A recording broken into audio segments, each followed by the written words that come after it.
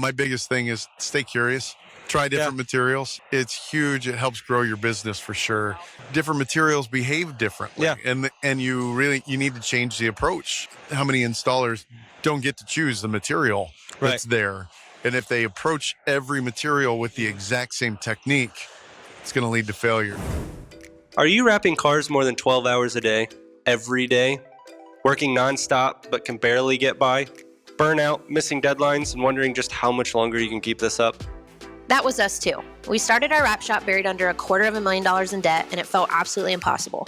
But we dug out, built a profitable shop, and are still in the trenches of owning and operating a wrap shop. We're here to share what we learned along the way so that you don't make the same mistakes that we did.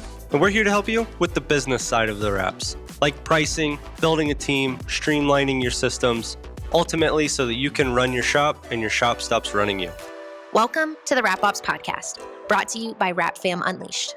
What's up, guys? This is Andrew with the Wrap Ops Podcast, coming live from the International Sign Association. Big shout out to both ISA and the Wrap Institute for allowing us to be here and produce these podcasts today. Shout out for the Wrap Institute specifically. If you're not a member, you should be a member. Let me say that again. If you're not a member, you should be a member.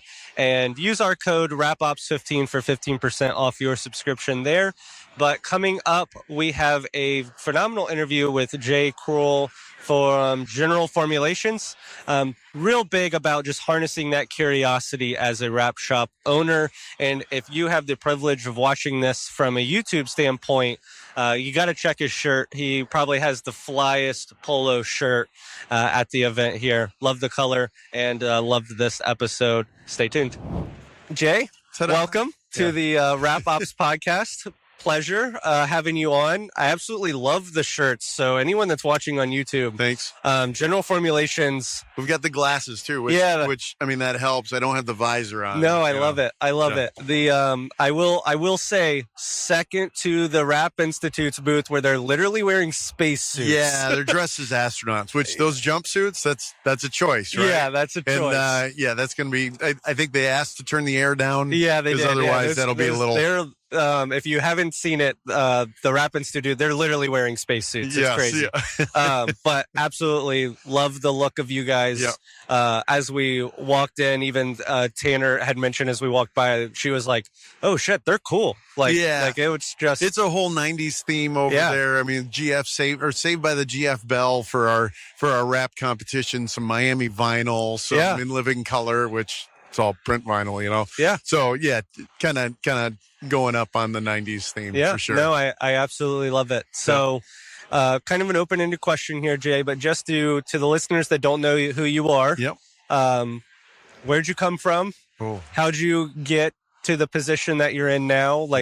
And just kind of whatever comes to mind, give us that kind of 3-minute to how you got into the industry, how you got into the position you're in now. So don't start with mom and dad met at Central Michigan University. Probably not there. All right. So Jay Kroll, I'm director of product education for General Formulations. And I guess I'm really just a big nerd when it comes to applications. And I'd say even beyond that, I like helping people, helping usher through and teach. I do have maybe a special skill of being able to take really complex stuff and let's try and make it a little bit simpler. Yeah. And that, when we start to think about all of the things that vinyl applications, some of it just gets really overwhelming. Yeah. So being able to take that and talk about what we do or to help usher people through, what are good questions to ask? How do we help navigate opportunities? And then developing our company education and training around that, both product education from the let's say distributor training or the end user training about markets and materials, as well as a lot of the hands-on certification and training programs that we're putting together. So I get to do that. My background again, kind of. What'd you do before the graphic? before this space. I actually got my start really in engineering and developing medical device. Flexible film, stick to skin, and culture flats. It was something different every day. I'd be working with a life sciences company, and I'd be working with L'Oreal on a packaging type thing. Okay. But it was always engineered solutions. We've got a problem, we've got materials that we need to use. How do we develop and design? And even getting into like the bandages where I'm doing the CAD work and I'm putting the materials together for that particular application. Okay. Scrappy little company in Grand Rapids, Michigan, where I live. Yeah. Where as employee number 3 of the company, like I got to do just about everything from sourcing, purchasing, engineering, design, development, marketing, sales, like you name it. Even a quality manager for a little while. That's crazy. Yeah. But growing from that, number 3, it's like the Dallas Fowler actually pointed it out with our like logo with the octopus. He goes, I like it because when you're a small business, you're always juggling like 8 things. You are, So point number 3, you're juggling wearing 8 the things. hats and juggling the balls and spinning plates and everything's on fire and like, but there's something about that's kind of cool. And at the end of the day, like trying to build a system and wrangle all that into something that makes sense, again, really complex, and how do we communicate it and hopefully be fun to work with at the same time, just be a nice guy. But yeah, did you go from that to General Formulations I went from medical, so where I was designing and developing the adhesive solutions, because a lot of it, again, flexible film, stick to skin stuff, and all the regulations and design and stuff that goes into it. Yeah. So basically all like the bandages and... Yeah, but think like superpower bandages. Like one that we did was for gunshot wounds. Wow. Okay. And like multiple layers, and it's not just designing what that bandage looks like, but how do we make it and how do we package it and how do we do that with the right materials in the most efficient way possible. So really building the solution. And it could literally be life or death. Yeah, absolutely. No, that's crazy. And it was crazy. It was like those coffee burp valves, but for your body. Yeah. With sticker. Like, how? Yeah. No, that's intense. I always talk with our shop of just like, when stress gets high, is like, let's just calm down. We're just putting stickers on things. There's nothing life or Ain't death. Nobody gonna die. Yeah. Right. But in your case, maybe. Somebody could, you know? Yeah. If you do it wrong. Right. But anyway, so from that into actually jumping from like the converter side to the manufacturer side for the liners, for the release liners that we throw away. Where he wanted me to go and help build their medical portfolio. And so I did that, and it's like, I don't know a whole lot about paper, but I'm curious. That's like common theme, Yeah. So I'm really curious and I'm technically savvy. So let's do it. And, went to work for them for a couple of years and helped grow their portfolio.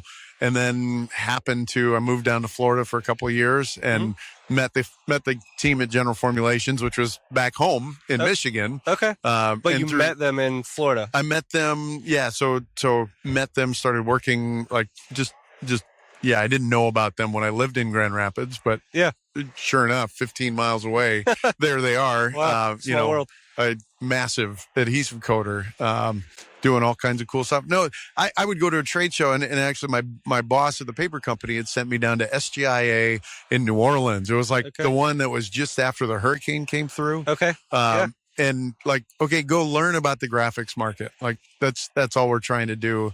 And so I went in with curiosity and asking questions. And all right, why do you do what you do? Why do you use the papers that you do? How does it help with application? Like, all right, because this is a building block, right? This is a fundamental piece of what you do. Yeah. What makes all the different types that you use different? Because I genuinely didn't know. Yeah. And I was coming from medical shows where the colors were white, light blue, dark blue, and maybe green if it's crazy, right? And then here I am at SGIA, and it's like lights and color and solvents and it was just kind of overwhelming but really cool. And shortly thereafter started working on a project with them and got an opportunity to take over their territory in the Southeast and okay, let's help solve problems and just grow and take care of that. A couple of years ago got asked to come up and help it with product managers, so a lot of the wall products, the transit vinyl and cut vinyl, the sign vinyl type stuff, come and lead those segments for us. And as that grew, like really transitioned into this role of training and education, because it's good and we need it. There's so much, I'd say so much confusion out in the world, even not just among sign shop owners, but among our distributors, Yeah. and to be able to help navigate that a little bit. That's been the highlight, I think, of the new role here. Yeah, no, I love that. I mean, our space is so new, just generally speaking. Sure. So that education level even comes all the way to like educating the customer. Yeah. I was joking earlier so our shop in Dayton, Ohio, we run performance wraps. Yep.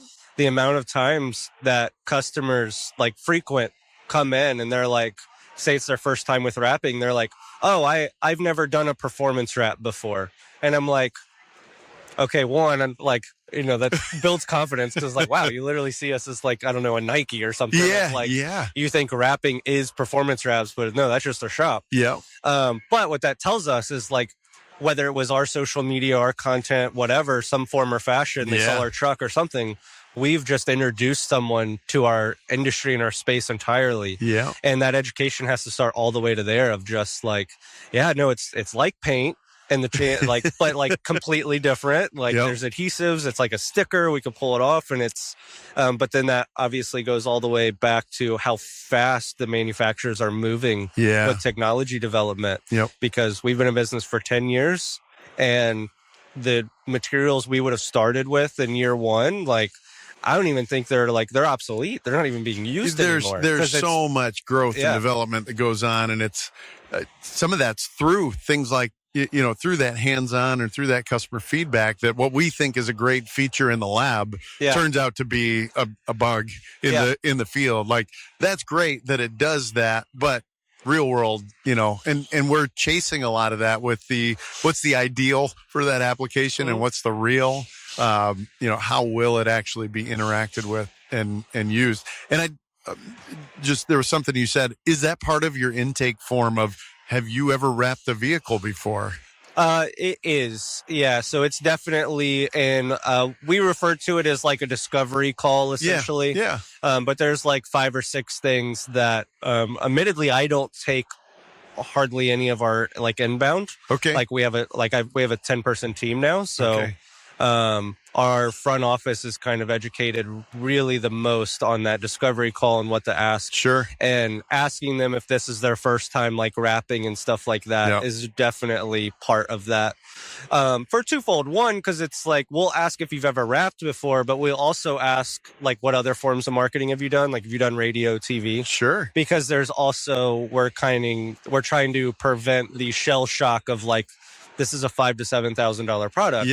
But it's not 200 5-year, or a exactly. 3 to 7 year advertising space. So part of that discovery call, asking like, have you had a wrap before? Also, we're gauging like their ability to, and willingness to spend money. Like, are they prepared to spend $5,000? But then also, if they're like, I've never done a wrap before, it's like, okay. Before we even go any further, there's a lot more education and like conversation that needs to happen here.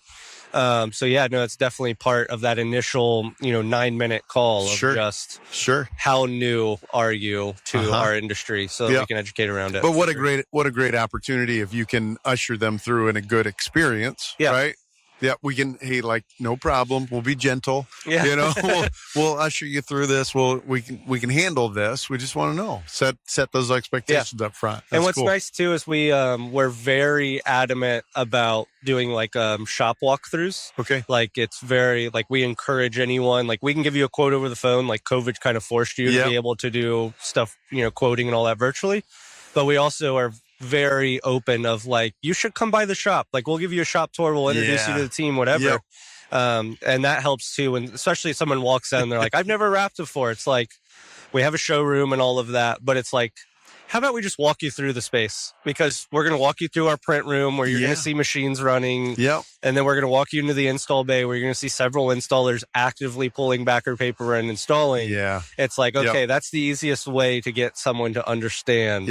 That has never seen it before, is to actually just literally see it in production. So that helps. But so talking to Matt Richard, you talked about Dallas. So, Digitally FX, Matt yesterday, and he said he was talking about that initial discovery of, I want you to do this decal on my vehicle. He's like, well, bring it by the shop. They're like, no, can you come to the dealership? It's like, absolutely not. Because I know if, it'll be $65 for me to do the templating and the measuring here in my shop. Yeah. if you have me come to you, it's $250 because if it's a dealership, you say it's inside, it's outside. You say it's outside, it's inside. You say it's washed, it's not washed. The point of contact you give me is randomly on vacation that day. Or the car's not even there. It's off lot for whatever reason. Like, bring it to my shop, and that where you can then usher them through that experience. And all right, let me give you the tour and kind of show you, and we can physically look at the portions of the car where you're gonna see, okay, we're gonna do a drop and cut on this window, and we're going to leave the door handle, or,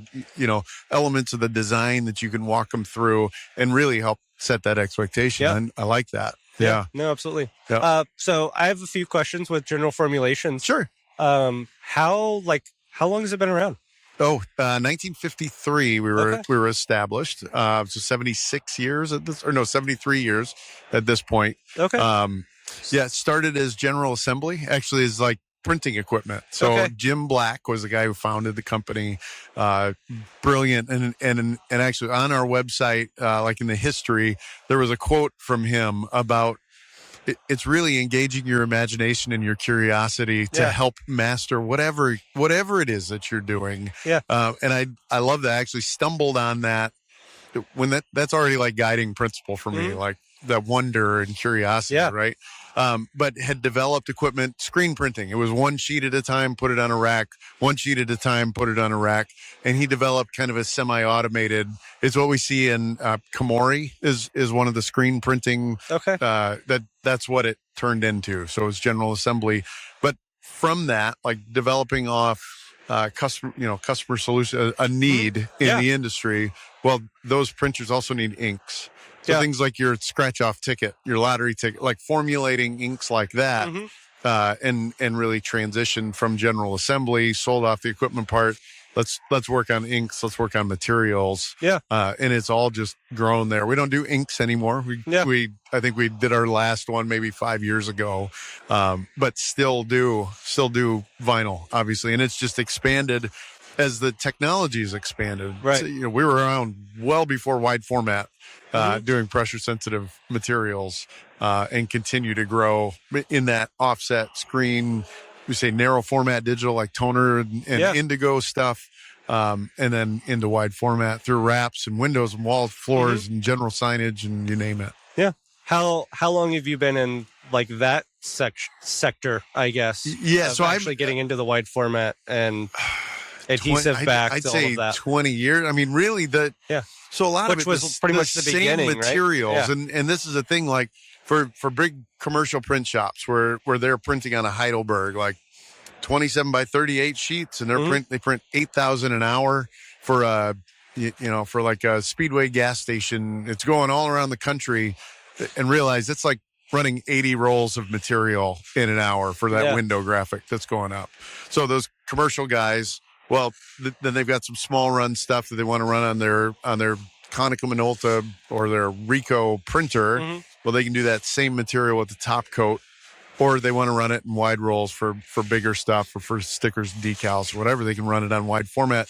It's the same material. Okay. So transitioning from that offset or that sheet fed stuff into the wide format, it's essentially the same material. And now it is, maybe some liner changes, but then I know that what I'm running over here and what I'm running here and what I'm running here, it's the same white point, the same film, the same adhesive performance. I can just put ink on it a bunch of different ways. And that's something that really does set GF apart, where we specialize in that kind of cross-platform and being present in all those segments, and not just a wide format wrap focused. Yeah. Right? It's something we do. It's not all we do.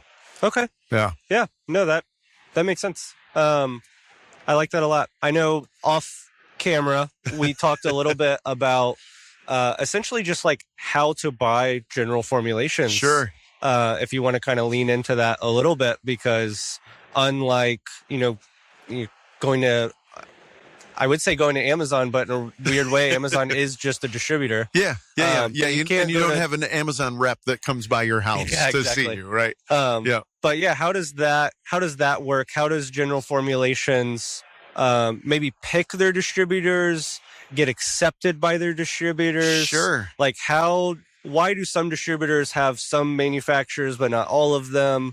And like how does that work? How does That's a lot of questions. yes, But and I'll I can do this, for some of the questions. No, and it's layered, right? Because when we say distributor, we work with with the Grimcos of the world, right? We work with Grimco and LexJet and Fellers and Glance and Reese and Economy. Like there are some national, there are some regional that are traditional signing graphic. We also work with the plastics guys, the polymer shapes, Laird, Piedmont. I'm going to get in trouble for leaving somebody out, right? But the plastics guys and the paper houses as well. I think that is a testament to General Formulations, though, of just like that is very rare to be available through so many different distributors.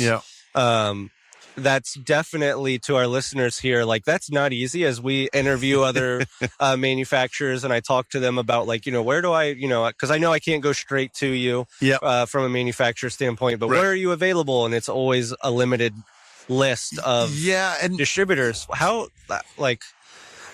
So with that, I mean, you just have a really good search sales General pitch Formulations.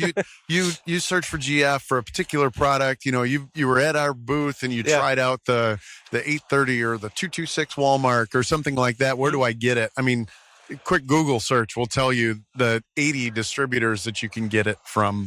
The bigger thing and really what's tied to what I do is how do I navigate that noise in the first place? Okay. How do I know that's the product that I need to use? Because like getting it, again, it's a Google search away. It's even Google shopping. Like I'm going to see that there are 80 places that I can get it.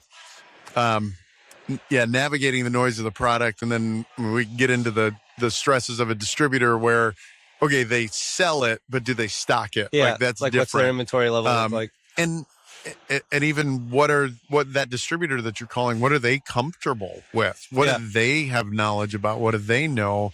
Again, ties a lot into my role with GF is it's not just the end user training at trade shows like this. It's training our distributors because we do have massive portfolio, hundreds of products that we make. For a distributor who's already supporting 2,000 products and 50 different manufacturers, how do we navigate that? And it, for me, a lot of that comes down to just like you in your shop. It's asking good questions of that customer or the opportunity. What am I sticking to? Because surface science, it changes for what we're trying to do. Do I need cast? Do I need calendared? Is this permanent? Is it removable? Right? But it to me, it all starts with what am I sticking it to? Mm-hmm. This table is going to behave differently than this concrete floor, than the vehicle that we're doing. And the things that I need, is it a 2-dimensional or 3-dimensional? Am I needing conformability or am I just putting a flat decal on a Coroplast sign? All those things that help navigate the selection in the first place, making sure that I'm going to have success with my application. And then, finding who it works, who you can get that through. Okay. It's not as big of it. I mean, it's still a challenge. I'd say, even more so, it's like, who do you partner with? Who supports you well? Who's there when you have a problem with your equipment? Yeah. Who's able to deliver? It's not, everything's a drop ship or, everything's coming. It's going to be 2 weeks for stuff. Like we know reality in a wrap shop, you do not have that kind of lead time. Not generally. No, definitely not generally. I know that for us, we've moved more towards an inventory system several years back to where we now just have a closet with inventory that we stock to our inventory. Yep. But it's hard for, that's not free by any means. Sure. I mean, I think our inventory closet now is up to like $20,000. Okay. Which is just, it's hard to stomach. And COVID really was what really made it, like we probably were $2,000. And then COVID happened and it was like, okay, this is a real problem. And we were also growing. So it wasn't just COVID specific, but COVID pretty much wiped out inventory across the country on like every major manufacturer at the same time. Okay.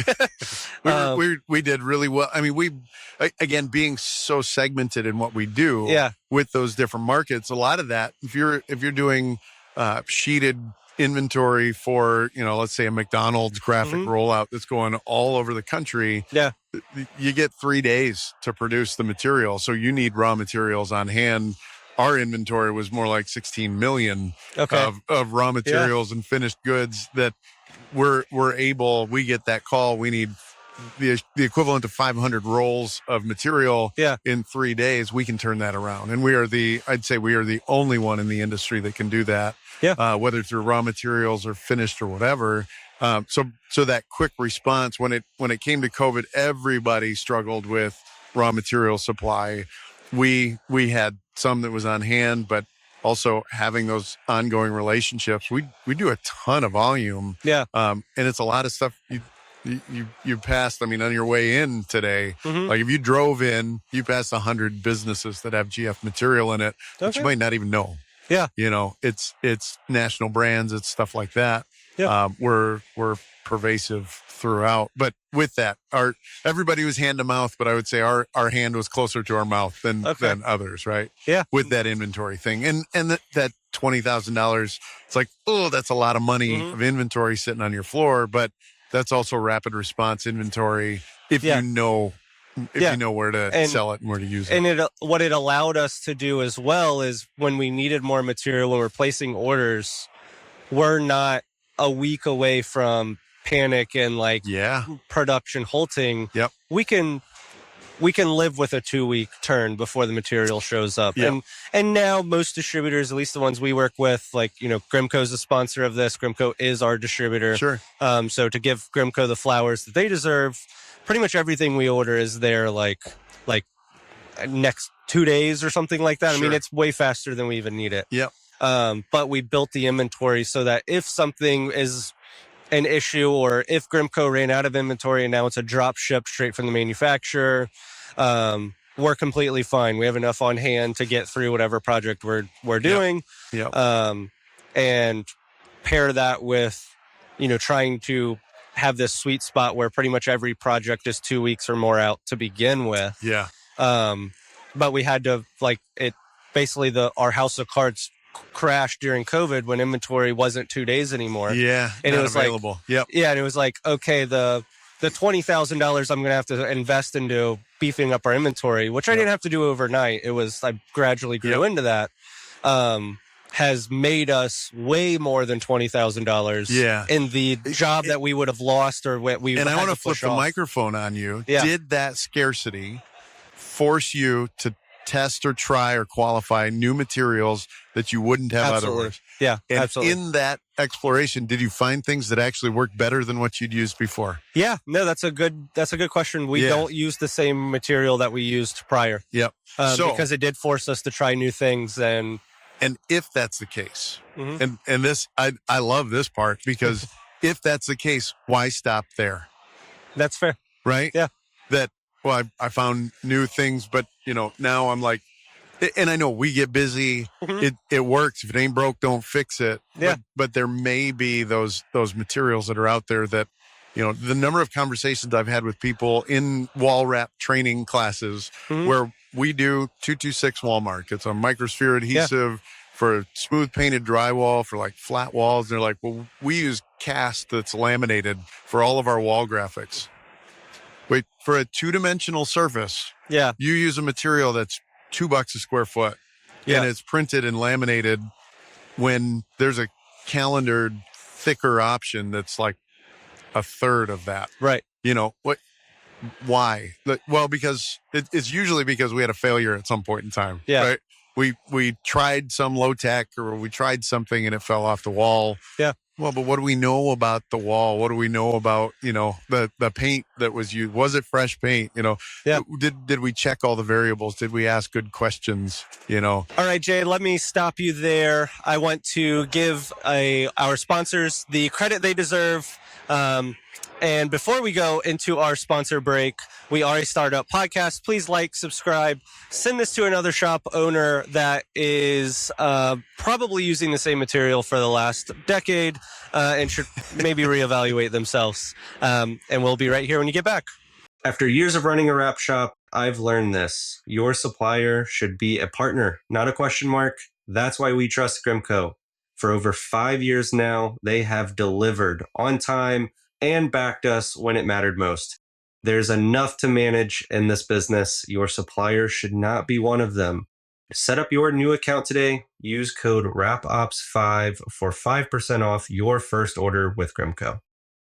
Welcome back. We are with Jay with General Formulations in charge of product education. And on kind of the back half of this interview, as you will, I want to know from a wrap owner's standpoint, when we do see all of these manufacturers, what is the best way for us as the wrap shop owner to communicate with you guys? Like, should we just walk in and be like, I'm a wrap shop owner, what product should I buy? Or would you, like, what would be that perfect potential curious, we've kind of been on that curious kick all conversation. Yep.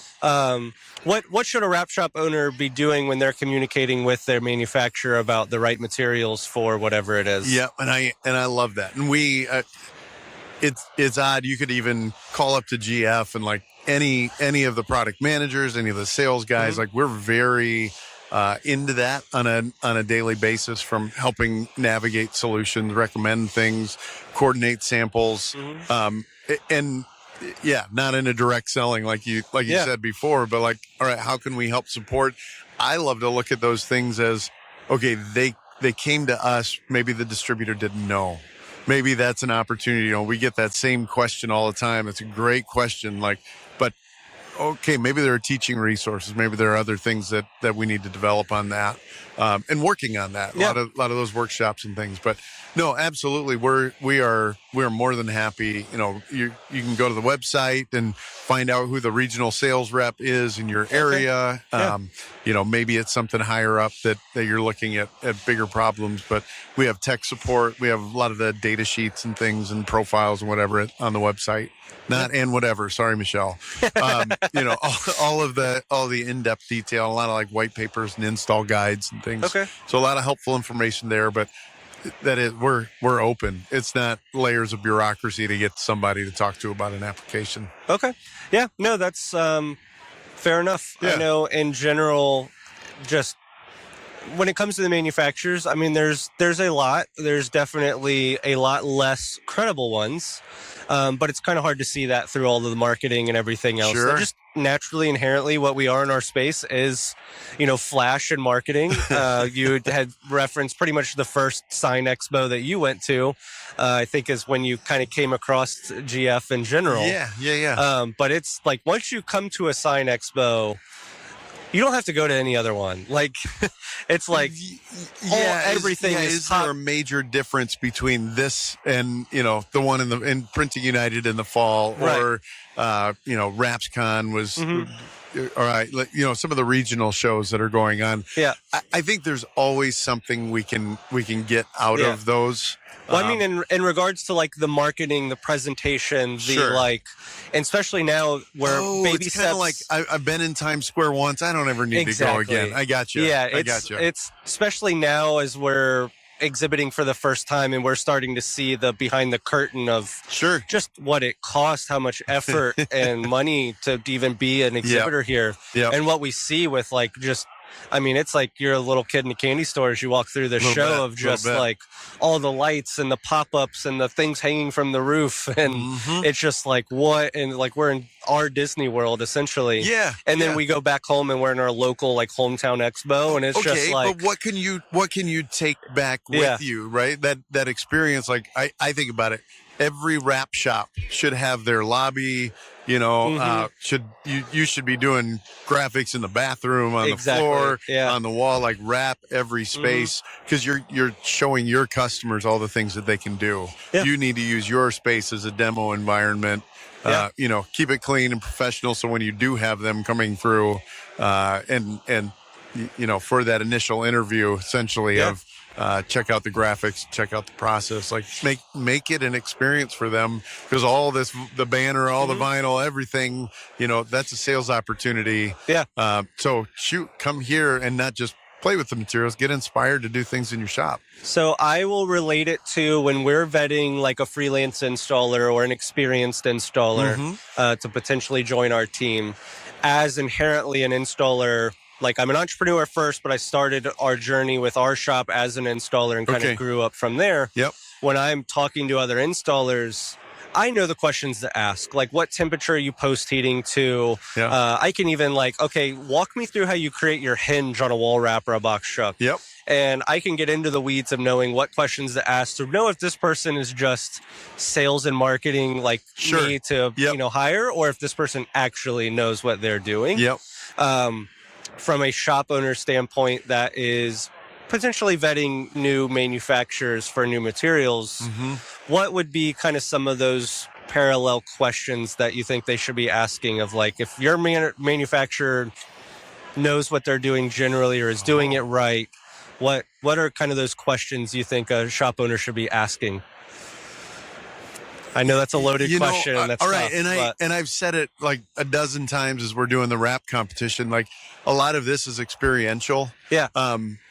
That I can give you the data points from the data sheet, right? Mm-hmm. But ultimately, it's you putting your hands on the material that's going to make the difference. Yeah. Having that frame of reference of what do I need to know to stick this to that, and then all right, how does that react to the squeegee? How does that react to tension?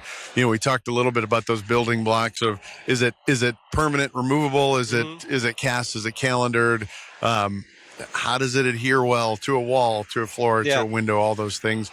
Understanding those building block elements, and then I'd say even kind of understanding with that what could go wrong if I use the wrong thing. Yeah. No, that makes sense. I know. So it's kind of open-ended with our team of if there's ever a new either material product or tool or whatever, if you're interested in it, send it to me and let me do kind of my research to, because our industry naturally is a lot of sales, like marketing and like look cool. Yeah. So, and I'm just not to your level of nerdy and understanding, but enough to like, I'll go read the white papers and the very nitty gritty on the material. Yeah. And this was, I don't know, a couple of years ago when the very colorful Chinese brands were kind of storming the market. Yep. And my team was like, let's use this brand. And I'm like, well, let me read up on it. And I'm like, it literally clear as day is saying they're using permanent construction adhesive. Oh. We're not putting this on someone's car. Yeah, not on a car. No, no.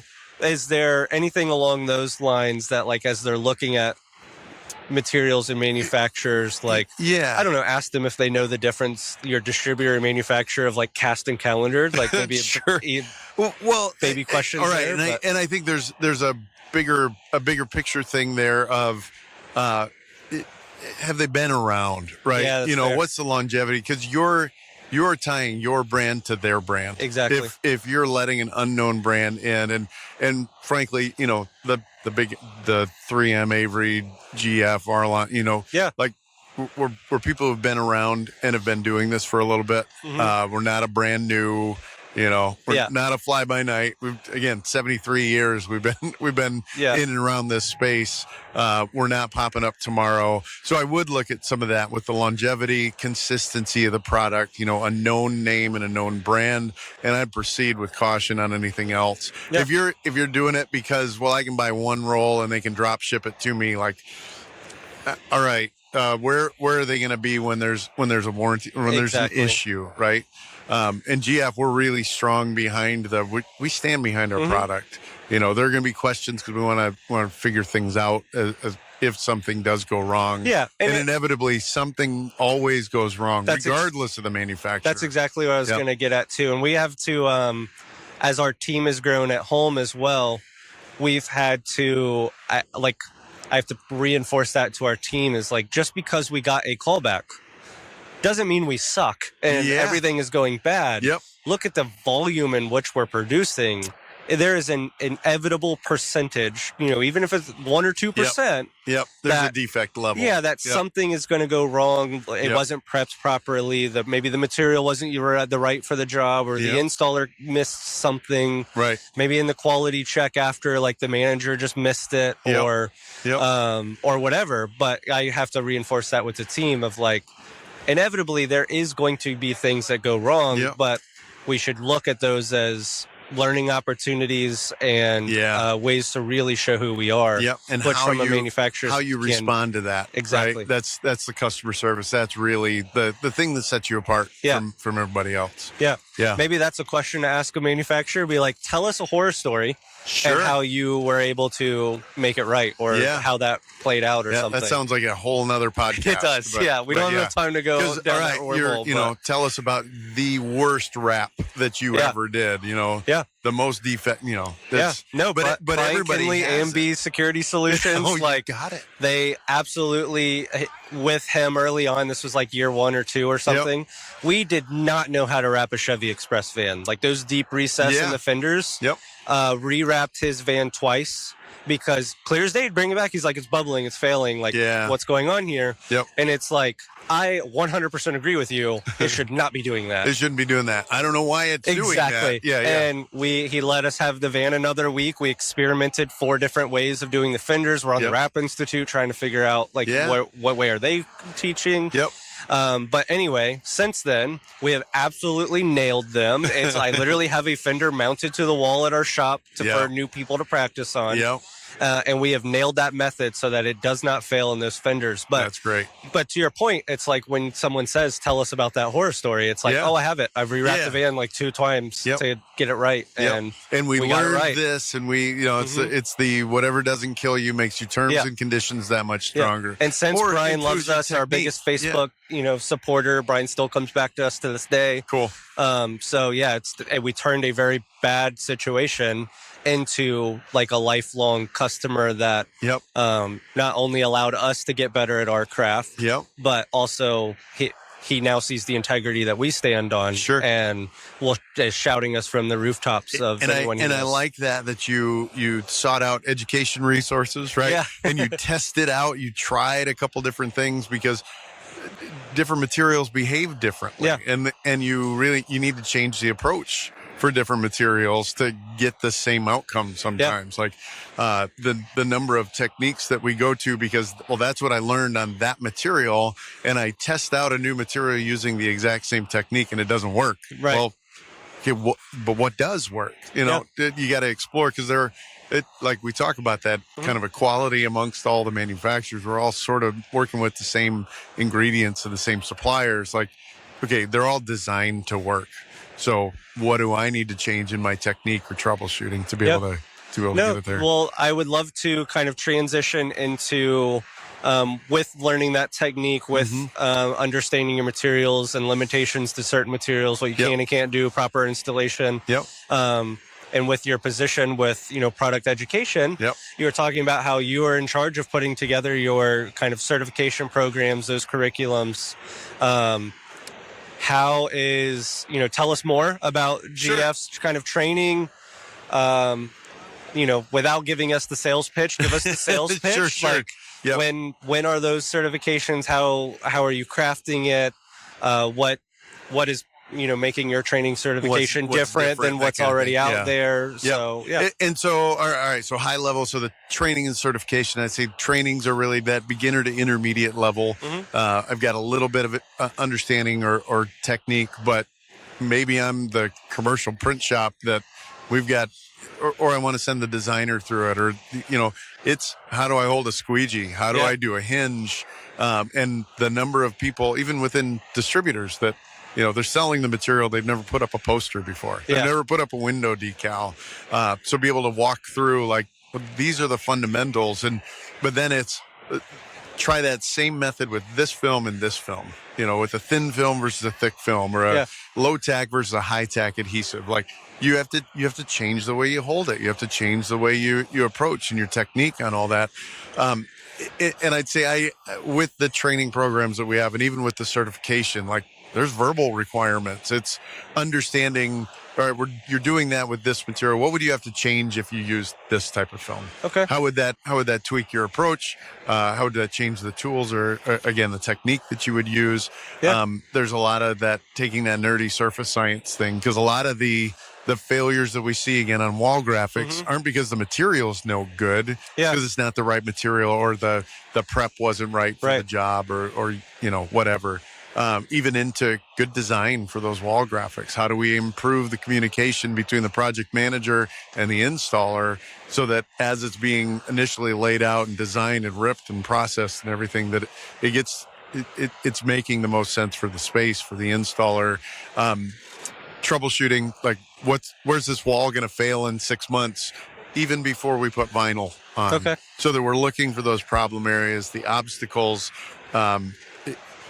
I guess it's going from a just technique that everything is how you hold the squeegee to it's troubleshooting, it's technical, it's thoughtful. That makes sense. Like real product knowledge. Yeah. No, that makes sense because I think technique is important, but I think technique is, we're right next to the largest we're not demo robots. depot Yeah, in the Rap we're not Institute robots, setup. though, So, right? But no, that makes sense. Like teaching how to do the hold the squeegee, but ultimately like understanding the application, understanding the material. Yep. That makes total sense. Yeah. How many installers you give them a roll of material and they can make it work. Yeah. But they couldn't tell you why it's doing what it's doing or what would need to change. Like it's just a feel, which is great. Like there is something about that, but I think that next level of installer is able to approach it. And how many installers don't get to choose the material that's there? And if they approach every material with the exact same technique, it's going to lead to failures. Yeah. Yep. No, that makes sense. And that is a tough spot when it comes to materials because the installers usually aren't the ones making those decisions. Yep. So kind of educating both sides there is I'm sure some very murky water that you have to navigate little bit. Yeah, a little bit. But it's good. That's a good challenge. That's a good thing to take on. No, that makes sense. Is there any more from like the training, the courses when it's live? So, where is it? Where do we learn more? So the website's almost live. Keep an eye out for. I think it'll be generalformulations.com/training. Okay. Or email training@generalformulations.com if you're interested in learning more about or getting on the list for when those classes are available. Okay. We'll of course be sharing everything on our social media sites as well. As those are finally out and ready to go. Yeah. And then we've also got a webinar series as well that's starting. And so we move from just distributor training on our products or how to navigate things to, all right, let's understand the markets and some of the opportunities that are out there that maybe window graphics, it's something you're interested in, but again, too much noise. How do we navigate the noise? How do we kind of focus that? Find what's going to be profitable and make the most sense for your particular shop. Okay. Yep. Yeah, no, that's fair enough. And I know, so Gremco obviously sponsor the podcast. Yep. And our actual distributor who we do spend most of our money with. Yeah, great supporter of GF. I would say great brand for us. Yep. They have open houses kind of all over the country. They have their kind of schedule. I'm assuming GF will have a presence at some of those. Working on it. Yeah, in their open houses, absolutely. Yeah. Working on some demo center kind of things too. Yeah. No. Fair enough. Fair enough. I know that not all of that is in stone yet. They're still kind of working it, but no. So kind of to the point of these shows, but then also to your point, like. Look into your local distributors, look into their open houses. Yep. Get out to them, get hands-on material, talk to the both the manufacturers and the distributors that should know it. Yeah, and don't be afraid to reach out to on our site and contact us. Find your local rep. We'll come out to your shop, talk through or walk through materials, understand a little bit more about what you're doing. We love that. At the end of the day, we're just excited about stickers. Yeah, absolutely. So, well, lastly, Jay, last words for the audience here of shop owners, last piece of advice, or even just where to reach out, just kind of General Formulations. Yeah, generalformulations.com. Again, Instagram's a great place to follow. We're always posting ideas. A lot of it is what are other people doing? My biggest thing is stay curious. Try different materials, not just COVID related, but and even not just GF, like try new things, right? Yeah. Stay curious. It's huge. It helps grow your business for sure. But yeah, I'd say stay curious. Yeah, no, that's awesome. The Stay Curious should definitely be the title of this. Yeah, there you go. I love it so much. And it speaks so much to both you, but then also just kind of the industry and the people that we have here. Yep. So Jay, appreciate you so much. Thank you for being on the podcast. My one last shameless ask again is please like and subscribe. Is it up? Yeah, down? I don't. It's up, over. up, Yeah, down. whatever. If you're on audio, you'll have to look at your phone. It's somewhere. There you go. Share this with another wrap shop owner that needs to hear it. And until next time, All peace right. out. Awesome. Cool. Appreciate you, Jay. Thank you. Yep. Yeah.